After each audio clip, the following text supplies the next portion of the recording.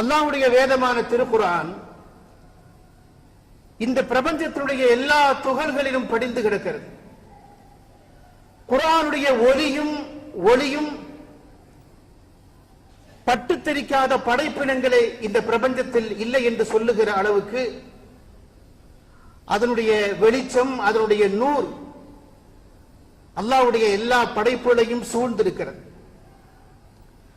அந்த வெளிச்சத்தை எந்த உள்ளம் சுவீகரித்துக் கொள்ளுகிறதோ அந்த உள்ளம், அந்த கல்பு ஹிதாயத்தை பெறுகிறது. அதற்கு முந்தைய அவருடைய வாழ்க்கை எவ்வளவு மோசமான வாழ்க்கையாக இருந்தாலும் கூட குர்ஆனிய வெளிச்சத்தை பெற்ற அந்த மக்களுடைய வாழ்க்கை அதன் பிறகு மனித புனிதர்கள் என்று அடையாளப்படுத்தக்கூடிய விதமாக அவருடைய வாழ்க்கை மகத்துவம் பெறுவதை நாம் பார்க்கிறோம். இந்த உலகத்தில் முஸ்லிம் சமூகம் தொன்று தொட்டு தங்கள் கைவசம் வைத்திருக்கிற ஒரே அற்புதம் என்று உலகத்திற்கு எடுத்து காட்டுவது திருக்குர்ஆனைத்தான். தங்களை பின்பற்றுகிற சமூகத்தை குர்ஆன் எல்லா நூற்றாண்டிலேயும் உயிர்ப்போடு வைத்திருக்கிறது. நபிகள் நாயகம் ரசூலுல்லாஹி ஸல்லல்லாஹு அலைஹி வஸல்லம் உடைய வருகைக்கு முன்பு அரபுலக மக்களை குறித்து வரலாற்று அறிஞர்கள் சொல்லப்படக்கூடிய வார்த்தைகள் ரொம்ப அநாகரிகமானவை, விமர்சனத்தின் உச்சகட்டத்தில் பேசப்பட்ட வார்த்தைகள். குர்ஆன் அருளப்படுவதற்கு முன்பு இந்த பூமியிலே வாழ்ந்தவர்கள், மக்காவில் வாழ்ந்தவர்கள் நாகரீகம் தெரியாதவர்கள், மனிதர்கள் என்று சொல்வதற்கு அருகதை இல்லாதவர்கள், காட்டு மிராண்டிகள் என்றெல்லாம் வரலாற்று அறிஞர்கள் அந்த யுகத்தை விமர்சனம் செய்தார்கள். டார்க் ஏஜஸ், இருண்ட யுகம் என்று சொன்னார்கள். அந்த யுகத்தில் தான் குர்ஆன் தன்னுடைய புரட்சியை நிகழ்த்தி காட்டியது. அந்த காலத்து மக்களுடைய உள்ளத்தில் அது குடியேறியது. மனங்களில் குடியேறி அந்த மனிதர்களை மனித புனிதர்களாக மாற்றியது. நபிகள் நாயகம் ரசூலுல்லாஹி ஸல்லல்லாஹு அலைஹி வஸல்லம் இந்த உலகத்தில் நிகழ்த்தி காட்டிய சாதனைகளை பட்டியலிடக்கூடிய மேற்கத்திய அறிஞர்கள் பல்வேறு சாதனைகளை பற்றி சொல்வார்கள். அதில் ஒன்று, நபிகள் நாயகம் பாவம் செய்யாத ஒரு சமூகத்தை உருவாக்கினார் என்று சொல்வார்கள். சின்லெஸ்னஸ் சொசைட்டி. புரொஃபசர் ஹாமில்டன் என்பவர் சொல்கிறார், பாவம் செய்யாத ஒரு சமூகத்தை நபிகளார் உருவாக்கினார்கள். பாவம் செய்வதற்கு அஞ்சுகிற, பாவம் செய்வதற்கு கூச்சப்படுகிற, அப்படி ஒரு பாவம் நிகழ்ந்து விட்டால் அதற்குரிய தண்டனை எவ்வளவு கொடூரமாக இருந்தாலும் அதை இந்த உலகத்திலேயே பெற்றுவிட வேண்டும் என்று ரசூலுல்லாஹ்வுக்கு முன்னால் வந்து நிற்கக்கூடிய ஒரு உம்மத்தை நபிகள் நாயகம் உருவாக்கினார் என்று ஸல்லல்லாஹு அலைஹி வஸல்லம் உடைய சாதனைகளை பற்றி சொல்வதுண்டு. அப்படி உருவானவர்கள் தான் சஹாபா பெருமக்கள். குர்ஆன் அவருடைய உள்ளத்தில், அவருடைய மனதில் அவர்கள் ஏந்தினார்கள். அவர்களை போன்ற மனித புனிதர்களை இந்த பூமியில் வேறு எங்கும் பார்க்க முடியாது. நான் அடிக்கடி சொல்லுகிற ஒரு நிகழ்ச்சி உண்டு. அவருடைய தாக்கம் இன்றைக்கு வரைக்கும் இருந்து கொண்டே இருக்கிறது. அமெரிக்காவின் கலிபோர்னியாவில் ஒரு பள்ளிக்கூடம், சின்ன பள்ளிக்கூடம், நர்சரி பள்ளிக்கூடம் புதிதாக திறந்து சின்ன குழந்தைகள் அந்த பள்ளிக்கூடத்திற்கு வருகிறார்கள். வகுப்பறை தொடங்கிவிட்டது. முதல் நாள் பிள்ளைகள் பயத்தில், அச்சத்தில், நடுக்கத்தில், ஒரு பதற்றமான சூழ்நிலையில் இருப்பார்கள். அந்த குழந்தைகளை சகஜ நிலைக்கு கொண்டு வருவதற்காக அந்த ஆசிரியை அந்த பிள்ளைகளை குறித்து அவரிடத்தில் அலாவாகுவார். உங்க பேர் என்ன, உங்க ஆம்பிஷன் என்ன, உங்க லட்சியம் என்ன, எல்லாவற்றையும் கேட்பார்கள். குழந்தைகளிடத்திலே நீங்கள் எதிர்காலத்தில் ஆளாக வேண்டும் என்று கேட்ட பொழுது ஒவ்வொரு குழந்தையும் நான் விஞ்ஞானியாக வேண்டும், நான் பைலட் ஆக வேண்டும், நான் அமெரிக்காவின் அதிபராக வேண்டும், சயின்டிஸ்ட் ஆக வேண்டும் என்று ஒவ்வொரு குழந்தையும் சொன்னது. அந்த கூட்டத்தில் ஒரு முஸ்லிம் குழந்தை இருந்தது. அந்த குழந்தை சொன்னது, நீ யாராக வேண்டும் என்று கேட்ட பொழுது நான் சஹாபா ஆக வேண்டும் என்று சொன்னது. ஆசிரியை ஆச்சரியப்பட்டார். அவர் ஒரு கிறிஸ்தவ பெண்மணி. ஹூ இஸ் சஹாபா, யார் இந்த சஹாபா என்று அவர் கேட்டார். அந்த குழந்தை சொன்னது, ஐ டோன்ட் நோ சஹாபா but I know there are good people. அவங்க யார் என்று எனக்கு சொல்ல தெரியாது, ஆனா அவர்கள் சிறந்த மக்கள் என்று அந்த குழந்தை தனக்கு தெரிந்த மொழியில், மழலை மொழியில் பேசியது. அந்த ஆசிரியரின் உள்ளத்தில் இந்த கேள்வி குடைந்து கொண்டே இருந்தது. ஹூ இஸ் சஹாபா, யார் இந்த சஹாபா, அவர்கள் யார் என்று 15 நூற்றாண்டுகளுக்கு முன்னாலே இருக்கக்கூடிய வாழ்க்கையை அவர் தேடி தேடி படிக்கிறார். அவர் படித்து இப்படி ஒரு மனித புனிதர்களை இந்த உலகத்தில் நிகழ்த்தியது யார் என்கிற அடுத்த கேள்விக்கு வருகிறார். அவர்களை உருவாக்கியது குர்ஆன். குர்ஆன் இறை தூதர் முகமது நபி ஸல்லல்லாஹு அலைஹி வஸல்லம் அவர்களுக்கு அருளப்பட்டது. ஹூ இஸ் முஹம்மது என்று அடுத்த கேள்விக்கு வருகிறார். அங்கே இருக்கிற இஸ்லாமிய சென்றர்களுக்கு சென்று ரசூலுல்லாஹ்வுடைய வரலாற்றை வாங்கி படித்து அஷ்ஹது அன் லா இலாஹ இல்லல்லாஹ் வ அஷ்ஹது அன்ன முஹம்மதன் அப்துஹு வ ரசூலுஹு என்று வெறும் 6 மாதத்தில் அந்த பள்ளி ஆசிரியை பள்ளிக்கு வருகிற பொழுது பர்தா அணிந்து ஸ்கார்ஃப் அணிந்து வந்தார் என்று இந்த புதிய முஸ்லிம்களை பற்றி வரக்கூடிய பத்திரிகை குறிப்பு ஒன்று நமக்கு சொல்லுகிறது. குர்ஆன் அருளப்பட்ட நாள் தொட்டு இந்த உலகத்தில் பெரும் புரட்சியை நிகழ்த்திக் கொண்டே இருக்கிறது. குர்ஆன் அருளப்பட்டதற்கு பிறகுதான் உலகத்தில் நாகரீகம் மலர்ந்தது. வாழ்வியல் ஒழுக்கம் என்றால் என்ன என்று மனித சமூகத்திற்கு தெரிந்தது. பண்பாட்டு விழுமியங்கள் என்றால் என்ன என்று இந்த உலகத்திற்கு அறிமுகப்படுத்தப்பட்டது குர்ஆன் வந்ததற்கு பிறகுதான். அதற்கு முந்தைய வரைக்கும் மனித சமூகத்தில் நாகரீகம் என்றால் என்ன, பண்பாடு என்றால் என்ன, கலாச்சாரம் என்றால் என்ன என்று தெரியாத மக்களாக அவர்கள் இருந்தார்கள். புரொஃபசர் வரலாற்று ஆசிரியர் professor Hitti the history of Arabs என்று சொல்லக்கூடிய புத்தகத்தில் முந்தைய அரபு வாழ்க்கை பற்றியும் அதற்கு பின்னாலே குர்ஆன் நிகழ்த்தி இருக்கிற புரட்சியை பற்றியும் அவர் பேசுகிற பொழுது அரபு மக்களிடத்தில் இந்த குர்ஆன் எவ்வளவு பெரிய மாற்றத்தை நிகழ்த்தி இருக்கிறது என்பதை அவர் சொல்லுகிற பொழுது நோ அரப்ஸ் நோ சிவிலைசேஷன், இந்த உலகத்தில் அரபுகள் இல்லை என்றால் உலகத்தில் நாகரிகம் இல்லை, உலகத்தில் அரபுகள் இல்லை என்றால் உலகத்தில் ஒழுக்கம் இல்லை, உலகத்தில் அரபுகள் இல்லை என்றால் பண்பாடும் கலாச்சாரமும் இல்லை என்று அவர் மேற்கோள் காட்டுகிறார். அந்த அளவுக்கு அறியாமையின் பிடியில் சிக்கி இருந்த ஒரு சமூகத்தை அறிவியலின் உச்சாணி கொம்பிலே கொண்டு போய் உட்கார வைத்த பெருமை திருக்குர்ஆனுக்கு உண்டு. இன்றைக்கு உலகத்தை கோரவச்சுகிற எல்லா கலைகளும் அதற்கு மூல விதையாக இருந்தது திருக்குர்ஆன் தான். நவீன அறிவியலுடைய தந்தை என்று அழைக்கப்படக்கூடிய மத்திய காலகட்டத்தினுடைய இமாம்கள், அறிஞர்கள், அறிவியலின் தந்தை, மருத்துவத்தின் தந்தை, புவியியலின் தந்தை, வேதியியலின் தந்தை, கணிதத்தின் தந்தை, ஒளியின் தந்தை என்றெல்லாம் போற்றப்படக்கூடிய மத்திய காலகட்டத்தில் வாழ்ந்த இமாம்கள் அவர்கள்தான் நவீன அறிவியலின் பிதாமகர்கள் என்று இன்றைக்கும் போற்றப்படுகிறார்கள். அந்த அறிஞர்கள் ஒவ்வொருவரும் குர்ஆனுடைய ப்ராடக்ட். அந்த வரலாற்று தகவல்களை சொல்லக்கூடிய அறிஞர்கள் ஒரு செய்தியை சொல்கிறார்கள். நவீன அறிவியல் என்பது ஐரோப்பாவில் தான் கண்டுபிடித்து இந்த உலகத்திற்கு சொன்னது என்று. மேற்குலக நாடுகள் அவர்கள் சொல்கிறார்கள், ஐரோப்பியர்கள் தங்கள் மானத்தை மறைப்பதற்கு என்ன செய்வது என்று தெரியாமல் இருந்த காலகட்டத்தில் இஸ்லாமிய அறிஞர்கள், இமாம்கள் வானத்தை பற்றியும் பூமியை பற்றியும் ஆராய்ச்சி செய்து கொண்டிருந்தார்கள் என்று வியந்து பேசுகிறார்கள். குர்ஆன் இதற்கு ஒரு மூல விதியாக இருந்தது. அதுவரைக்கும் ஒட்டகத்திலே பயணித்துக் கொண்டிருந்தவர்கள் விமானத்தை கண்டுபிடிக்கலாமா என்று ஒரு பரிசோதனை முயற்சியை செய்தார்கள். உலகத்தில் விமானத்தை கண்டுபிடித்தது ரைட் சகோதரர்கள் என்று சொல்வார்கள்.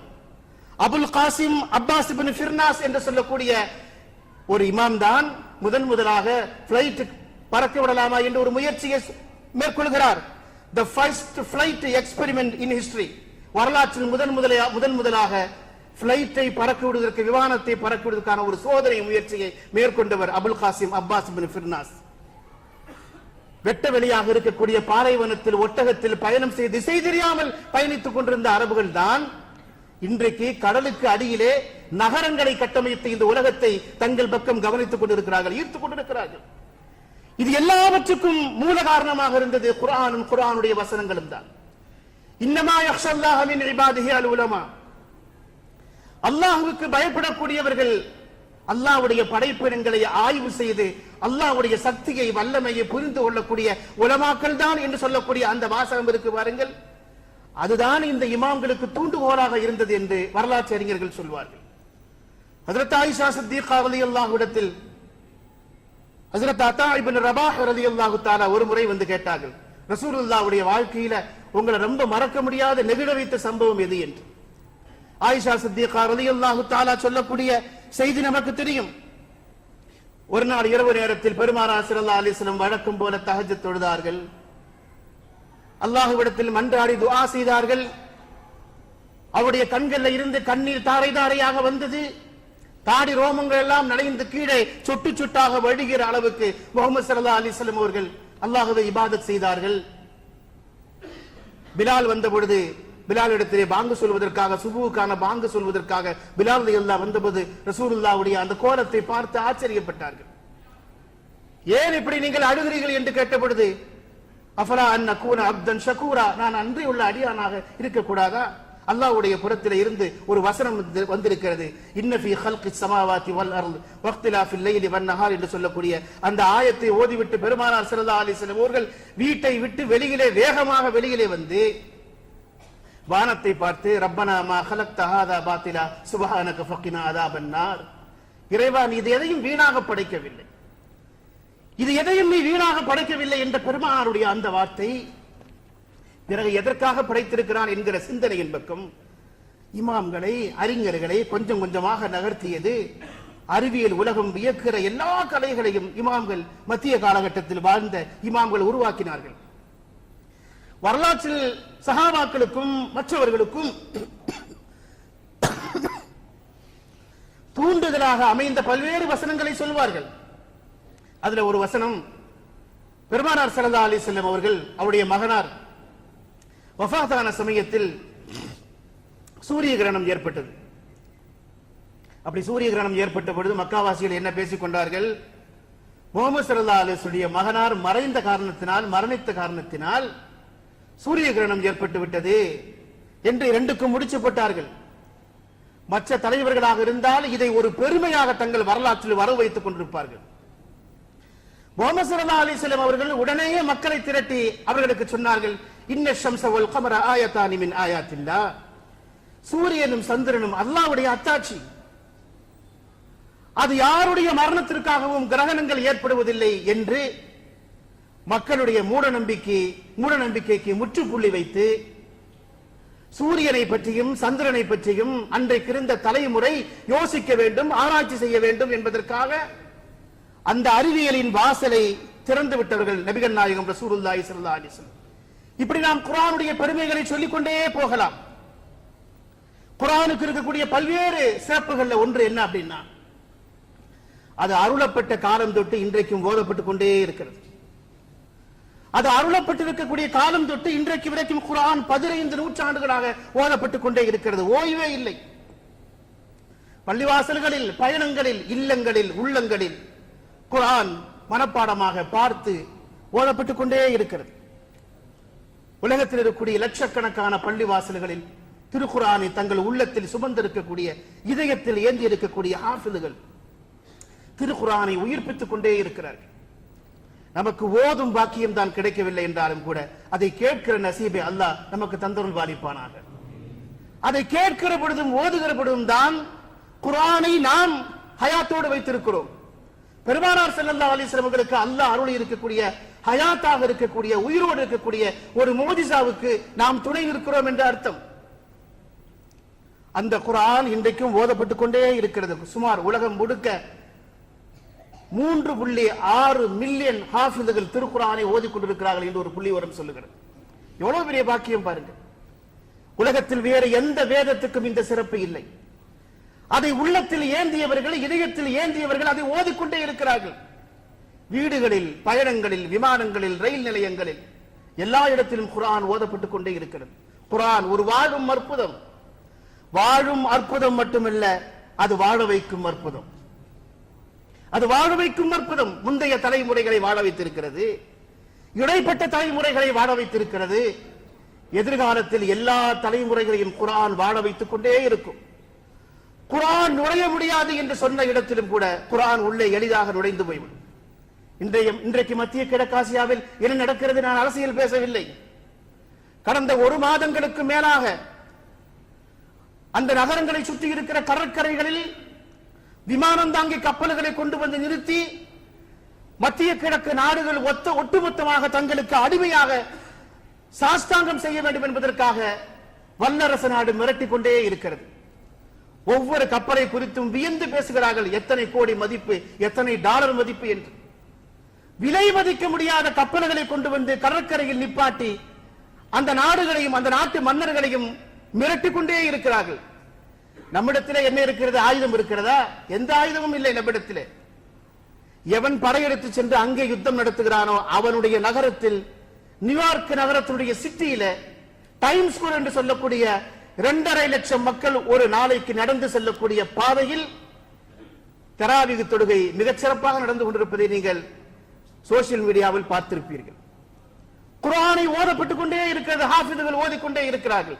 2.5 லட்சம் மக்கள் ஒரு நாளைக்கு அந்த நகரத்தை கடந்து சுற்றி கொண்டே இருக்கிறார்கள். உலகத்தின் சுற்றுலா பயணிகள் வந்து செல்லக்கூடிய இடங்களில் மிக முக்கியமான ஒரு இடம் நியூயார்க் நகரத்தினுடைய இந்த டைம்ஸ் ஸ்கொயர் என்று சொல்லக்கூடிய அந்த சிட்டி, அந்த நகரம், அந்த மெயின் நகரம்.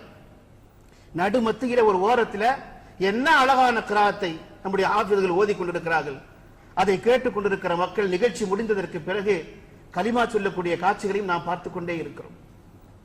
யார் ஆயுதங்களை, குர்ஆன் ஆயுதங்களை திட்டவில்லை, நாடு பிடிக்க வேண்டும் என்று ஆசைப்படவில்லை, எல்லைகளை சுருட்டி வைக்க வேண்டும் என்று ஆசைப்படவில்லை, எந்த மன்னரையும் தனக்கு அடிமையாக வைத்துக் கொள்ள வேண்டும் என்று குர்ஆன் எங்கேயும் விரும்பியதே இல்லை. ஆயுதங்களை தயாரிக்க வேண்டும் என்று குர்ஆன் யாரையும் இந்த உலகத்தில் தூண்டியதே இல்லை. நீ சிறந்த மனிதனாக இரு, மனித புனிதனாக இரு, இந்த உலகத்தில் சிறந்த பண்பாட்டையும் நாகரிகத்தையும் நிலைநாட்டு. இதைத்தான் சொல்லிக் கொண்டே இருக்கிறது குர்ஆன். குர்ஆன் அந்த புரட்சியை உலகத்தில் நிகழ்த்தி கொண்டே இருக்கிறது. நபிகள் நாயகம் ரசூலுல்லாஹி ஸல்லல்லாஹு அலைஹி வஸல்லம் அவர்களுக்கு அல்லாஹு ஜல்ல சுப்ஹானஹு வ தஆலா தூதுத்துவத்தை வழங்கிய பொழுது, நான் நபி என்று மக்காவாசிகளிடத்திலே ரசூல் ஸல்லல்லாஹு அலைஹி வஸல்லம் சொன்ன சமயத்தில் மக்காவாசிகள் கேட்ட ஒரு வார்த்தை உண்டு. என்ன வார்த்தை?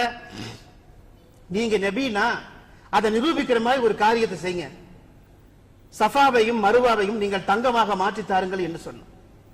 அப்படி சொன்னபொழுதுதான் அல்லாஹு ஜல்ல சுப்ஹானஹு வ தஆலா அருளி இருக்கக்கூடிய அந்த திருவசனத்தை நபிகள் நாயகம் ரசூலுல்லாஹி ஸல்லல்லாஹு அலைஹி வஸல்லம் ஓதி காட்டினார்கள். அவலம் யக்ஃபிஹிம் அன்னா அன்ஸல்னா அலைக்கல் கிதாப யுத்லா அலைஹிம். அவர்கள் மீது ஓதி காட்டப்படக்கூடிய ஒரு கிதாபை, ஒரு வேதத்தை நாம் அவர்களுக்கு அருளி இருக்கிறோமே, அது அவர்களுக்கு போதாதா என்று தங்கத்தையும் வெள்ளியையும் கேட்ட அந்த சமூகத்திற்கு பதிலாக அல்லாஹு ஜல்ல சுப்ஹானஹு வ தஆலா குர்ஆனை தான் முன்வைக்கிறார். குர்ஆனை முன்வைக்கிறான் அல்லாஹு ஜல்ல சுப்ஹானஹு வ தஆலா. அவருடைய சிந்தனையை மாற்றுகிறான். உலக ஆதாயங்களுக்காக உங்கள் உள்ளம் அதற்கு பின்னாலே போய் கொண்டிருக்கிற பொழுது, தங்கத்திற்கு பின்னாலே, வெள்ளிக்கு பின்னாலே, ஆசாபாசங்களுக்கு பின்னாலே, ஆயுதங்களுக்கு பின்னாலே நீங்கள் போகிறீர்களே, உங்களுக்கு ஒரு குர்ஆன் அருளப்பட்டிருக்கிறது, அது உங்களுக்கு போதாதா என்று அல்லாஹு ஜல்ல சுப்ஹானஹு வ தஆலா அந்த மக்களுடைய சிந்தனைகளை மறைமாற்றினார். ஒருவேளை இப்படி வைத்துக் கொள்வோம், சஃபாவும் மருவாவும் தங்கமாக மாற்றப்பட்டிருந்தால் எத்தனை ஆண்டுகளுக்கு அது தாக்கு பிடித்திருக்கும்? ஒரு 100 ஆண்டுகளுக்கு அது தங்கமாக இருந்திருக்கும்.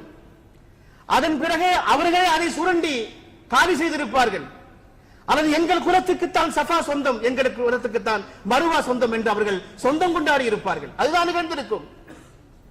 ஆனால் இன்றைக்கும் நாம் பார்க்கிறோம், எல்லா மொழிகளுடைய எல்லைகளையும் கடந்து, இன நிற பேதங்களை கடந்து, உலகத்தின் எல்லா எல்லைகளையும் உடைத்துக் கொண்டு, மின் குல்லி ஃபஜ்ஜின் அமீக் என்று சொல்லக்கூடிய குர்ஆனுடைய வசனத்திற்கு ஏற்ப உலகத்தின் மூலை முடுக்குகளில் இருந்தெல்லாம் அந்த மக்கள் மக்காவை நோக்கி படையெடுத்து வந்து கொண்டிருக்கிறார்களே, அது தங்கத்திற்கு ஆசைப்பட்டு வரவில்லை, வெள்ளிக்கு ஆசைப்பட்டு வரவில்லை, குர்ஆன் அவர்களை கொண்டு வந்து சேர்க்கிறது.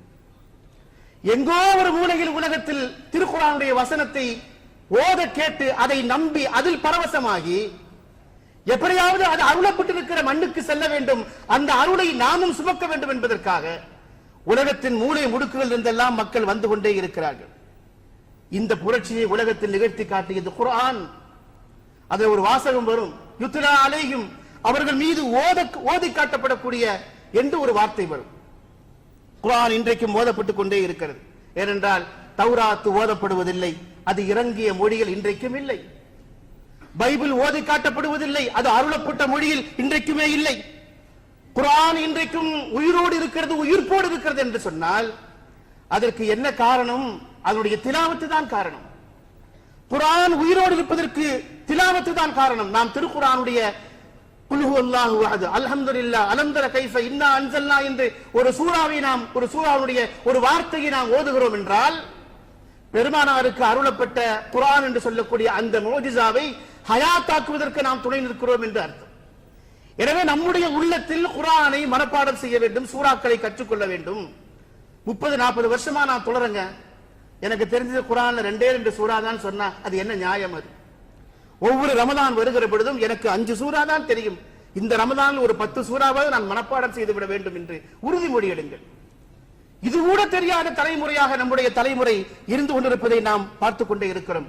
உயிருள்ள இந்த வேதம் தான் உயிரற்று இருக்கக்கூடிய உள்ளங்களை உயிர்ப்பித்துக் கொண்டே இருக்கிறது.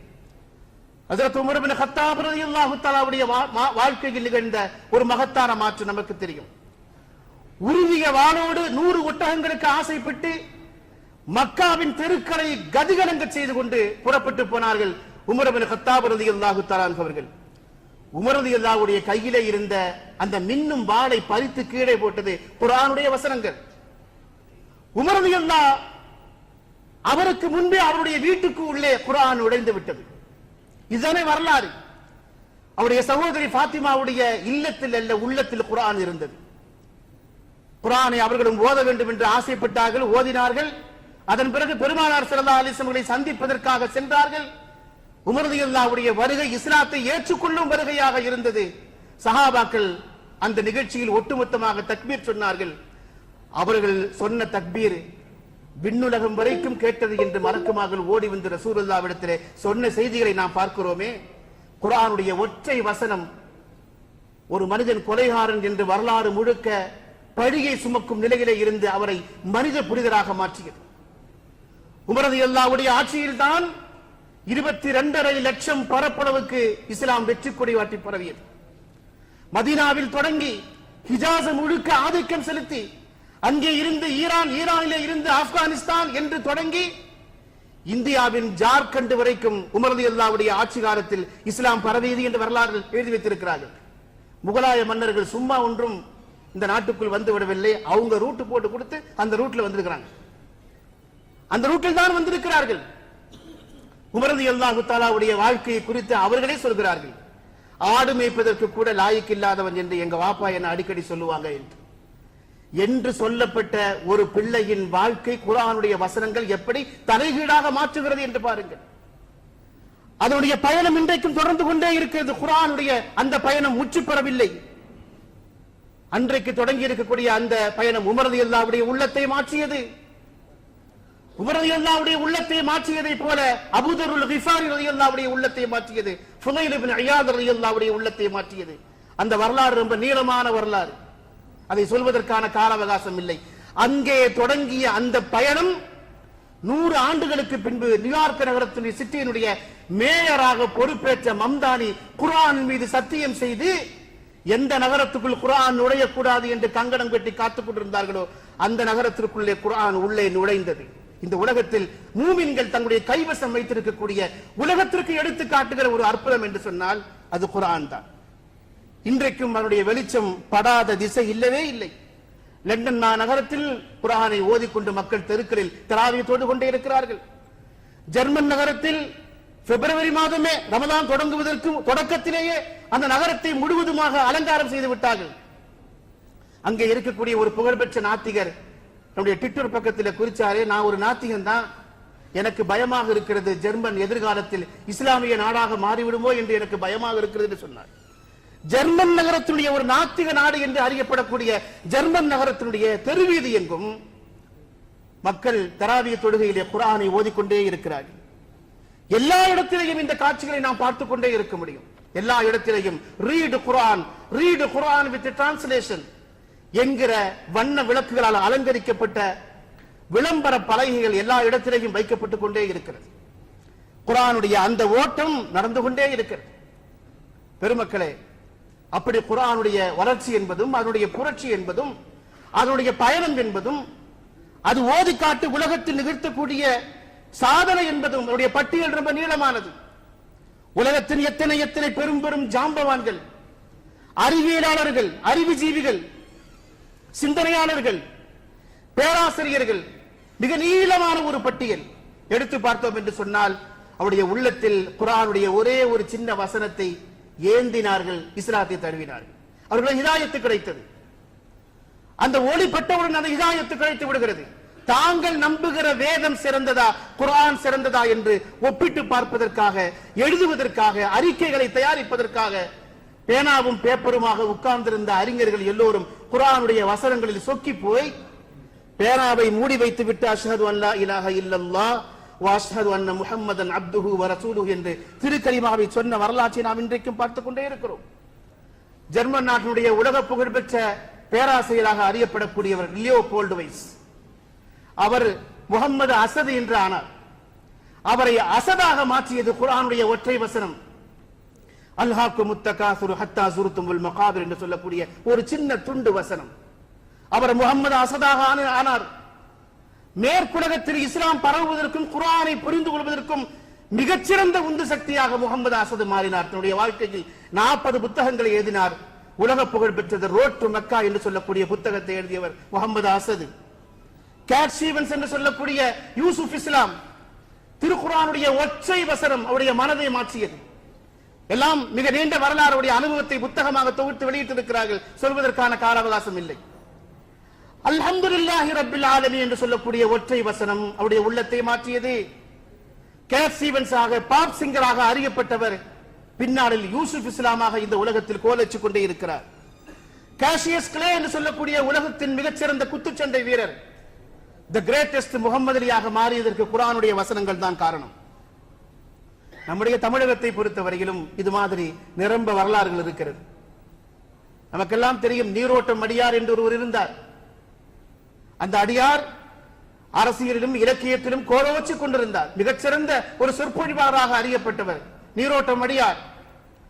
எமர்ஜென்சி பீரியட் சிறையில் அடைக்கப்பட்டார். கடுமையான தொல்லைகளுக்கும் துன்பங்களுக்கும் ஆளாகி அடி வாங்கி உதை வாங்கி காயங்களோடு அவரும் அவருடைய சகாக்களும் சிறையில் அடைக்கப்பட்டார்கள். என்ன செய்வது என்று தெரியாமல் அந்த இருட்டறையில் சிக்கி இருந்த அப்துல்லா அடியார் நடுநிசி நேரத்தில் தூக்கம் வராமல் அங்கும் இங்கும் விழித்துக் கொண்டிருந்த பொழுது அதே செல்லில் இன்னொரு இளைஞர் இருந்தான். அவனுடைய பெயர் சலீம்.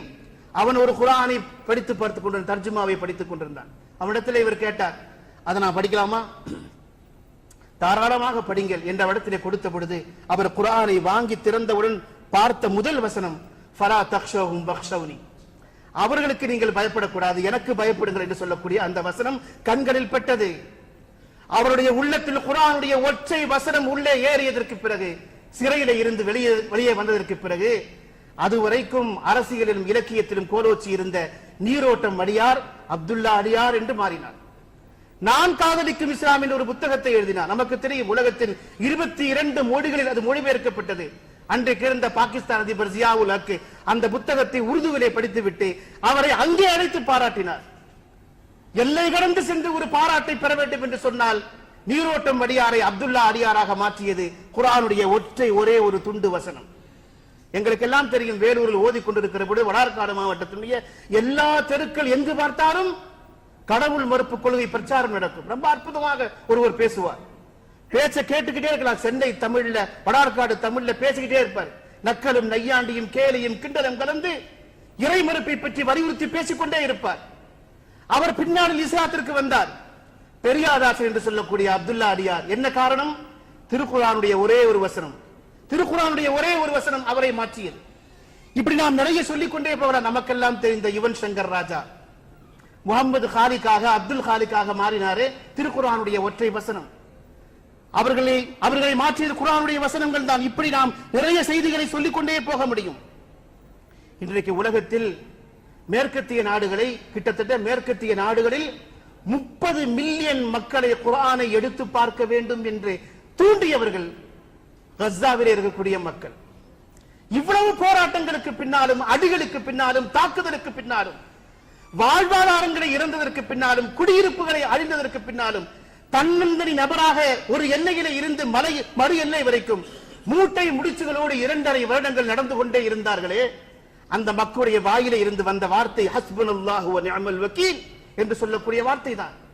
ஏன் இப்படி இவர்களுக்கு இப்படி ஒரு மனோதைரியம், எப்படி இந்த மன உறுதி இவர்களுக்கு கிடைக்கிறது என்று மேற்கத்திய நாடுகளில் 30 மில்லியன் மக்கள் குர்ஆனை புரட்டுவதற்கு கஸ்ஸா மக்களுடைய அந்த ஈமானும் குர்ஆன் அவருடைய உள்ளத்தில் இருந்த அந்த வாசகங்களும் காரணம் என்பதை நாம் பார்க்கிறோம். ரமலான் தொடங்குவதற்கு 2 நாட்களுக்கு முன்பு பிரிட்டன் நாட்டை சேர்ந்த ஒரு ராப் இசை பாடகர், அவருடைய பெயர் சென்ட்ரல் சி, நீங்க கூகுள் அடிச்சு பார்த்தா தெரியும். ரமலானுக்கு 2 நாளைக்கு முன்னாடி அவர் இஸ்லாத்திற்கு வந்தார். அவர் ஒரு கச்சேரியில இந்த செய்தியை சொல்றாரு, நான் இஸ்லாத்தை ஏத்துக்கிட்டேன் அப்படின்ட்டு அவர் சொல்றாரு. ஒரு கோலத்தை பார்க்க முடியல, மேனி எங்கும் படங்கள் வரையப்பட்டிருக்கிறது, அந்த டாட்டூ என்று சொல்லக்கூடிய அந்த படங்கள் எல்லாம் வரைஞ்சிருக்கிறாரு. அங்கங்க சின்ன சின்னதா முத்துக்கள் எல்லாம் கோர்த்து அவர் பாடிக்கொண்டிருக்கிறார். பாடலுடைய ஊடாக ரசிகர்களை பார்த்து நான் கன்வெர்ட் ஆயிட்டேன் அப்படின்றார். நிகழ்ச்சி முடிந்ததற்கு பிறகு ஒரு யூடியூபருக்கு அவர் பேட்டி கொடுக்கும் பொழுது, நீங்க எப்படி இஸ்லாத்துக்கு வந்தீங்கன்னு கேட்ட பொழுது அவர் சொன்னார், அஊது பில்லாஹி மினஷ் ஷைத்தானிர் ரஜீம் என்று சொல்லக்கூடிய ஒற்றை வசனம் இஸ்லாத்தை ஏற்றுக்கொள்வதற்கு காரணமா இருந்துன்னு சொல்றார். நான் தெரியாமல் இந்த பாவத்தில் விழுந்து விட்டேன், இப்படி ஒரு தீமையில் நான் விழுந்து விட்டேன். என் வாழ்க்கை முழுவதும் இப்படி இசையோடும் கூத்தோடும் கும்மாளத்தோடும் கடந்துவிடக் கூடாது. இந்த பாவத்திலே இருந்து எப்படி வெளியிலே வருவது என்று நான் தெரியாமல் ஒரு சின்ன ஹோல் கிடைக்குமா, ஒரு சின்ன பாதை கிடைக்குமா, ஒரு சின்ன துவாரம் கிடைக்குமா, வெளியிலே இருந்து வருவதற்கு நான் தேடிக்கொண்டே இருந்தேன். என்னுடைய சகோதரர் ஒருவர், இஸ்லாமிய சகோதரர் ஒருவர் ஒரு முறை குர்ஆனை ஓதுகிற பொழுது அஊது பில்லாஹி மினஷ் ஷைத்தானிர் ரஜீம் என்று ஓதினார். என்ன பொருள் என்று கேட்டேன். எடுத்தறியப்பட்ட தூக்கி வீசப்பட்ட ஷைத்தானுடைய பிடியிலே இருந்து இறைவா என்னை காப்பாற்றுவாயாக என்று அதற்கு பொருள் சொன்னார். இஸ்லாத்தில் இப்படியும் ஒரு வார்த்தை இருக்கிறதா, நான் மெய் சிலிர்த்து போனேன். அந்த வார்த்தை என்னை இஸ்லாத்தில் கொண்டு வந்தது என்று சொன்னார். கொஞ்ச நஞ்ச பேர் இல்ல, நான் கிட்டத்தட்ட ஒரு 200 பேருடைய பட்டியலை எடுத்து வச்சிருக்கிறேன். இங்க 1-2 பேர் இல்ல. அவர்களுடைய உள்ளங்கள் மாறுவதற்கு என்ன காரணம் என்றால், உலகத்தில் 2.5 வருடங்களாக சோதனைகளை சந்தித்துக் கொண்டிருந்த அந்த மக்கள் குர்ஆனை அந்த மக்களுக்கு ஓதுவதன் விளைவாக குர்ஆனை உலகெல்லாம் ஏற்றுமை செய்து கொண்டே இருந்தார்கள். ஒரு செய்தியை சொல்லி நிறைவு செய்கிறேன். கடுமையான தாக்குதல் தொடுக்கப்படுகிறது. வீடுகளை இழந்து விட்டார்கள். 12 வயது ஒரு சிறுவன், அவனை மருத்துவமனைக்கு கொண்டு வருகிறார்கள். அவனுடைய கை குண்டு தாக்குதலில் அருந்து தொங்குகிறது. அவனுக்கு அறுவை சிகிச்சை செய்ய வேண்டும். ஒன்று அவனுடைய கையை அகற்ற வேண்டும், அல்லது அந்த கையோட வைத்து தைக்க வேண்டும். எப்படி அறுவை சிகிச்சை செய்வதாக இருந்தாலும் இது ஒரு பெரிய ஆபரேஷன். அதனால அவனுக்கு ஒரு மயக்க ஊசி கொடுக்க வேண்டும். ஏற்கனவே மருத்துவமனைகள் தாக்கப்பட்டிருக்கிறது, மருந்து இல்லை, ஐசியூ இல்லை, எதுவுமே இல்லை. எதுவும் இல்லாத நிலையில் அனஸ்தீசியா என்று சொல்லக்கூடிய மருந்தை இந்த சிறுவனுக்கு எப்படி கொடுப்பது என்று மருத்துவர்கள் யோசித்துக் கொண்டிருக்கிறார்கள். அவன் சொன்னான், நீங்கள் அதை பற்றி கவலைப்படாதீர்கள், நான் குர்ஆனை ஓத ஆரம்பிக்கிறேன், நீங்கள் எனக்கு அறுவை சிகிச்சை செய்யுங்கள் என்று சொன்னார். ஒருவேளை நீங்கள் அந்த வீடியோவை பார்த்திருக்க கூடும். மருத்துவர்கள் கத்தியை எடுத்து அவனுடைய கையை, அவனுடைய சதை துண்டை தைப்பதற்கோ அல்லது அகற்றுவதற்கோ முயற்சிக்கிற பொழுது அவன் ஓதுகிறான், வல்லதீன ஜாஹது ஃபீனா லனஹதியன்னஹும் சூலனா என்று சொல்லிக்கொண்டே இருக்கிறான். பெருமக்களே, குர்ஆனுடைய வசனம் இவர்கள் எல்லோருடைய உள்ளத்தையும் மாற்றிய குர்ஆன் தான் நம்முடைய கைவசம் இருக்கிறது. நம்முடைய கைவசம் இருக்கு. நாம் தொட்டுவிடும் தூரத்தில் அந்த குர்ஆன் இருக்கிறது. ஆனால் நாம் தொடுவதில்லை. இந்த ரமலானுடைய மாதத்தில் நெஞ்சில் கை வைத்து நாம் யோசிப்போமே. நாம் நோன்பு வைப்போம், எல்லா அமல்களும் சங்கமிக்கக்கூடிய இந்த ரமலானில் நாம் சதகாக்களை கொடுப்போம், தான தர்மங்களை செய்வோம், இரவெல்லாம் நின்று வழங்குவோம், எல்லாம் செய்வோம். குர்ஆனை எவ்வளவு தூரம் நாம் கண்ணியப்படுத்தி இருக்கிறோம், கொஞ்சம் யோசிக்க வேண்டாமா? இதுவரைக்கும் நான் தொடவில்லை என்றால் இன்று சென்று நான் திறந்து பார்ப்பேன் என்று நாம் யோசிக்க வேண்டும். சஹாபாக்கள் நாள் முழுக்க பெருமானாரோடு இருந்தாலும் கூட இரவு நேரத்தில் அந்த குர்ஆனோடு தான் தங்களுடைய பயணத்தை அவர்கள் கழிப்பார்கள். எத்தனை சஹாபாக்கள் ஒரு தொழுகையில் ஒரு குர்ஆன் முழுவதையும் ஓதினார்கள் என்றெல்லாம் வரலாற்றில் நாம் உலமாக்கள் பேச நாம் கேட்டிருக்கிறோமே. சஹாபாக்கள் எல்லோரும் குர்ஆனும் கையுமாக எப்பொழுதும் இருந்தார்கள். ஒரு அரபு தொலைக்காட்சியில் ஒரு முஃப்தி ஒருத்தர் பேசிக்கிட்டு இருந்தார், கேள்விகளுக்கு பதில் சொல்லிக் கொண்டிருந்தார். அப்ப ஒரு இளைஞன் போன் பண்ணி ஒரு கேள்வி கேட்டான். நிறைய பேர் கேள்வி கேட்கும்போது முஃப்தி பதில் சொல்லுவாரா இல்லையா? அப்படி ஒரு கேள்வி, சஹாபாக்களுக்கும் குர்ஆனுக்கும் என்ன தொடர்பு என்று. அவர் உடனே பதில் சொன்னார், நமக்கும் செல்போனுக்கும் என்ன தொடர்பு, அதே தொடர்பு தான் சொன்னார். இதை விரிவா சொல்ல வேண்டிய அவசியமே இல்லை. நமக்கும் செல்போனுக்கும் என்ன தொடர்போ அதுதான் சஹாபாக்களுக்கும் குர்ஆனுக்கும் தொடர்பு என்று அவர் பட்டென்று பதில் சொன்னார். ஹஜ்ரத் உஸ்மான் இப்னு அஃபான் ரலியல்லாஹு தஆலா சொல்கிறார்கள், இன்னி லா அஸ்தஹி மினல்லாஹி அன் யமுர்ர அலைய யௌமுன் வலம் அக்ரஉல் குர்ஆன். குர்ஆன் ஓதாமல் ஒரு நாள் கூட என்னை விட்டும் கடந்து செல்லக்கூடாது என்பதற்காக வெட்கப்படுகிறேன், அல்லாஹ்வை சந்திப்பதற்கு வெட்கப்படுகிறேன் என்று சையதுனா உமர் இப்னு கத்தாப் ஹஜ்ரத் உஸ்மான் இப்னு அஃபான் ரலியல்லாஹு தஆலா சொன்னார்கள். மல்லம் யஹ்தமில் குர்ஆன ஃபீ ஷஹ்ரின் ஃபகத் ஹஜரஹு. ஒரு மாதத்தில் யார் ஒருவர் குர்ஆனை முடிக்கவில்லையோ அவர் குர்ஆனை வெறுத்து ஒதுக்கியவர் என்று எங்கள் மத்தியில் ஒரு பேச்சு இருக்கிறது என்று ஹஜ்ரத் சையதுனா இப்னு அப்பாஸ் ரலியல்லாஹு தஆலா சொல்கிறார்கள். இப்படி எல்லோரும் குர்ஆனோடு ஐக்கியமாக அந்யோன்யமாக அதை பிரிக்க முடியாத அம்சமாக இரத்தமும் சதையுமாக அந்த குர்ஆனோடு ஒன்றி இணைந்து வாழ்ந்திருக்கிற பொழுது நமக்கும் அந்த குர்ஆனுக்கும் என்ன தொடர்பு இருக்கிறது என்பதை யோசித்து பார்க்க வேண்டும். ரமலான் குர்ஆன் அருளப்பட்ட மாதம், குர்ஆனால் கண்ணியம் செய்யப்பட்ட மாதம் ரமலானுடைய மாதம். நம்முடைய ரமலான் குர்ஆனை தொடாத ரமலானாக நம்மிடமிருந்து பிரிந்து செல்லக்கூடாது என்று இந்த மஜ்லிஸில் உறுதியெடுங்கள். எனக்கு இதுவரைக்கும் 5 சூறாக்கள் தான் குர்ஆனில் தெரியும் என்றிருந்தால் இந்த ரமலானில் எப்படியாவது நான் 10 சூறாவை தெரிந்து கொள்வேன் என்று உறுதிமொழி எடுங்கள். அதுதான் இந்த மாநாட்டுக்கு அர்த்தம். ஒரு காலத்தில் மதரசாவில் பிள்ளைகளை சேர்ப்பதற்கு, மக்தப் மதரசாவில் பிள்ளைகளை சேர்ப்பதற்கு ஒரு 40 ஆண்டுகளுக்கு முன்பு பல மைல் தூரங்கள் செல்ல வேண்டும் ஒரு உஸ்தாதை தேடி. இன்றைக்கு நாம் கைவசம் வைத்திருக்கிற இந்த மொபைலில் குர்ஆனை கற்றுக்கொள்வதற்கு எத்தனை வழிமுறை இருக்கிறது. உலகம் முழுக்க இருக்கிற ஹாஃபிதுகள் ஓதக்கூடிய குர்ஆனை துண்டு துண்டாக, சின்ன சின்னதாக, அழகிய குரல் வளத்தில் அதை பதிவு செய்து வெளியிட்டுக் கொண்டே இருக்கிறார்கள். அதற்குரிய ஆப்புகள் நம்மிடத்தில் இருக்கிறது. மிக எளிதாக நாம் குர்ஆனை கற்றுக்கொள்ள முடியும். குர்ஆனை கற்றுக்கொள்வேன் என்று உறுதிமொழி எடுக்கிற பொழுதுதான் இந்த சபை கண்ணியம் பெறுகிறது, இந்த மாநாட்டுக்கு ஒரு அர்த்தம் வரும் என்பதை நாம் இந்த நேரத்தில் கவனத்திலே கொள்ள கடமைப்பட்டு இருக்கிறோம். எல்லாம் வல்ல ரப்பு சுப்ஹானஹு வ தஆலா அத்தகைய குர்ஆனை கண்ணியம் செய்த, குர்ஆனை கண்ணியம் செய்வதன் வழியாக ரமலானை கண்ணியம் செய்த மக்களுடைய கூட்டத்தில் அல்லாஹ் என்னையும் உங்களையும் சேர்த்தருள் பாரிப்பானாக. நபிகள் நாயகம் ரசூலுல்லாஹி ஸல்லல்லாஹு அலைஹி வஸல்லம் சொன்னார்கள், இன்னல்லதி லைஸ ஃபீ ஜௌஃபிஹி ஷைஉம் மினல் குர்ஆனி கல் பைத்தில் ஹரிபி. யாருடைய உள்ளத்தில் குர்ஆனுடைய ஒரு சின்ன பகுதி கூட இல்லையோ அவனுடைய உள்ளம் பாழடைந்திருக்கிற உள்ளத்தை வீட்டை போல என்று பெருமானார் ஸல்லல்லாஹு அலைஹி வஸல்லம் சொன்னாங்க. பாழடைந்திருக்கிற வீட்டுல மனுஷன் குடியிருப்பானா? பேய் வீடுன்னு சொல்லி ஒதுங்கிடுவான். எங்காவது அப்படி ஒரு வீடு இருந்தா இந்த வீடா வேணாப்பா, 5 வருஷத்துக்கு முன்னாடி யாரோ உள்ள விஷம் குடிச்சு இறந்து போயிட்டாங்க, அதுக்கப்புறம் யாருமே வரல, நம்மளே கதை கட்டி விட்டுருவோம். பாடைந்து வீட்டுக்கு சமூகத்தில் இதுதான் மரியாதை என்றால் குர்ஆனை ஏற்றுக்கொள்ளாத, அங்கீகரிக்காத, ஓதாத, அதை நினைத்து பார்க்காத, அதை ஏந்தாத, சுமக்காத இந்த உள்ளம் அல்லாஹ்விடத்தில் என்ன மதிப்பை பெறும் என்பதை நானும் நீங்களும் இந்த சபையில் யோசித்து பார்க்க வேண்டும். எல்லாம் வல்ல ரப்பு சுப்ஹானஹு வ தஆலா குர்ஆனுக்கு கண்ணியம் செய்த பெருமக்கள் கூட்டத்தில், குர்ஆனுக்கு கண்ணியம் செய்வதன் வழியாக ரமலானை கண்ணியம் செய்த மக்களின் கூட்டத்தில் என்னையும் உங்களையும் சேர்த்து அருள் பாலிப்பானாக. குர்ஆனுக்கு கண்ணியம் செய்வதன் வழியாக இந்த உலகத்தில் தன்மானத்தோடு வாழக்கூடிய சிறந்த மக்களாக சஹாபாக்களை போல நம்முடைய வாழ்க்கையை அல்லாஹ் ஆக்கி அருள் பாலிப்பானாக. வாஹிர் தஅவானா அல்ஹம்துலில்லாஹி ரப்பில் ஆலமீன். அஸ்ஸலாமு அலைக்கும் வ ரஹ்மத்துல்லாஹி தஆலா வ பரகாத்துஹு.